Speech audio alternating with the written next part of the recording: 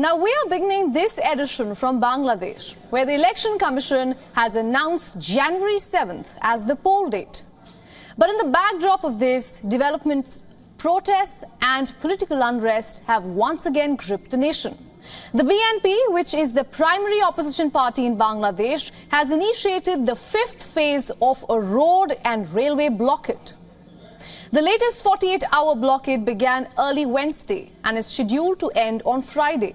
Ahead of the blockade, on Tuesday, miscreants set 4 buses on fire in Dhaka's Mirpur area, triggering fresh tensions in the capital. But why is Bangladesh on edge? What are the opposition parties protesting?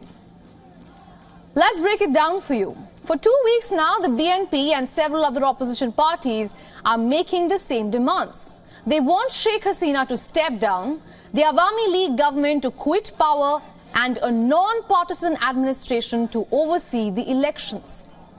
The demand stems from allegations that both the current government and the Election Commission of Bangladesh are orchestrating yet another manipulated election.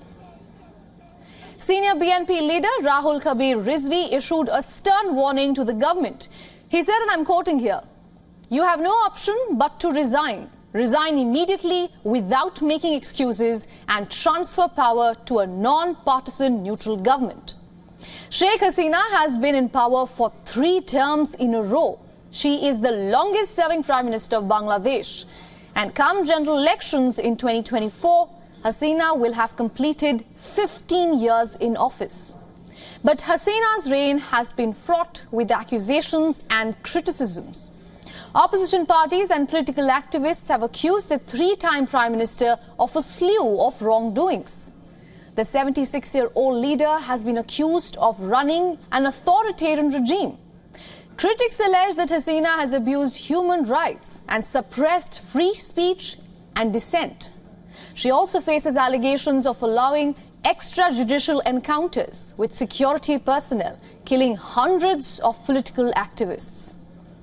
Fingers are pointed at the Prime Minister for forced disappearance of opposition leaders as well. Now, interestingly, the fresh wave of protest against the Sheikh Hasina government coincides with the Election Commission announcing the general elections date. The EC declared that elections will be held on January 7th next year. Security personnel in Dhaka are on high alert as authorities anticipate political unrest and instances of violence following the announcement.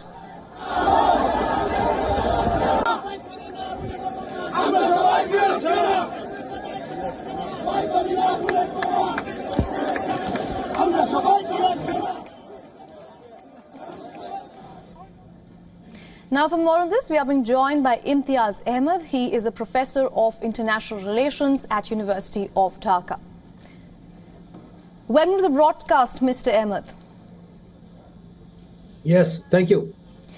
You know, before we saw just calls, then we saw protests, and now we are seeing blockades across Bangladesh. Do you think there will come a point where Sheikh Hasina will agree to step down?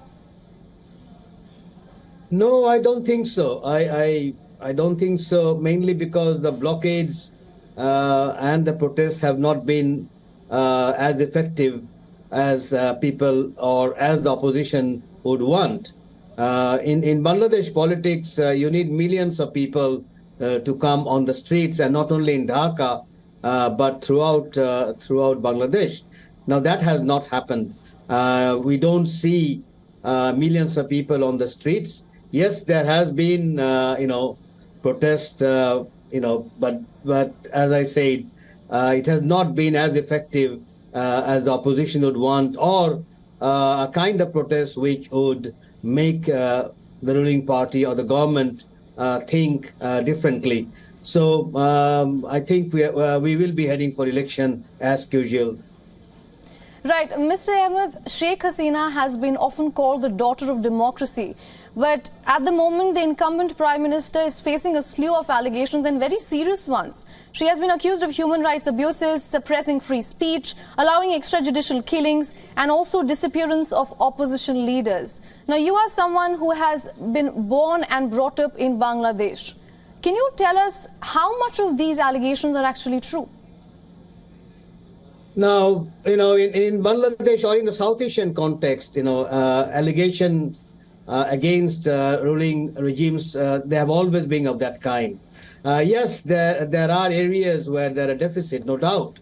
But that deficit you even see in some of the developed countries. Even in the United States, you see a serious human rights abuse, particularly when it comes to Afro-American population and the minorities.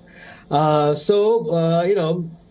South Asia, I would say that there has been issues with authoritarian structures, issues with minorities getting bashed, also human rights abuse.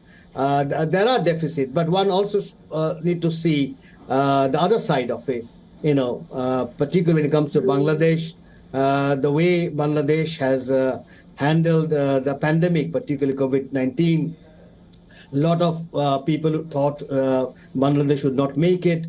At the same time, the Russian-Ukraine war, with all those things, kind of development and the growth. Yes, the growth has been, one would see, has benefited the rich more than the poor. But we are living in capitalism. It's a capitalist world. So in that context, one can't say that there has not been any development. Some developments are spectacular. Right. Mr. Ahmed, if we could focus now on the voters. The election date is set, of course.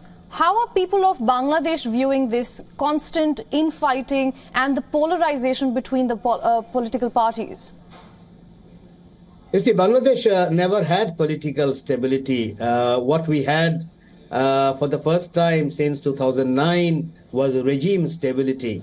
And one has to distinguish between political stability and regime stability. We never had political stability. Right after independence, there was political instability all through. So what we had is regime stability. Now, whether that would hold or not, one has to see on the election day, of course.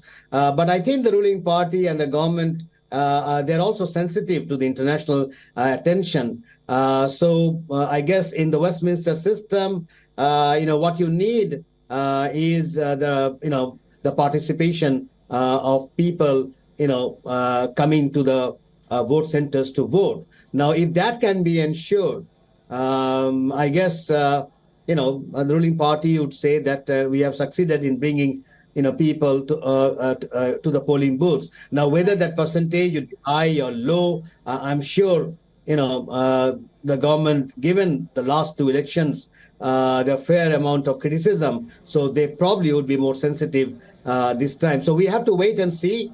But I think the election will be held as scheduled, and we have to now see whether the opposition party, at least their members, would join the election or not. One can't rule that out. That's the hope, Mr. Ahmed. Thank you so much for joining us here on Race to Power. Thank you.